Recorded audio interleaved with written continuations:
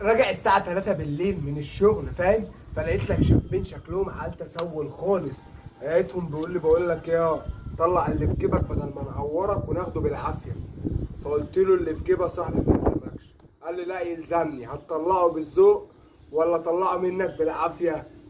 قلت له يا صاحبي عيب. قال لي مفيش حاجة اسمها عيب، انجز يوم ما تكترش معايا. عيال تسول.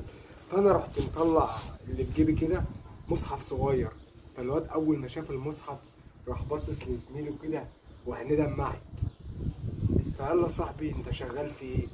قلت له شغال عامل نظافه يا اسطى، وباجي كل يوم الساعه 3 بالليل وبيطلع عين امي في الشغل.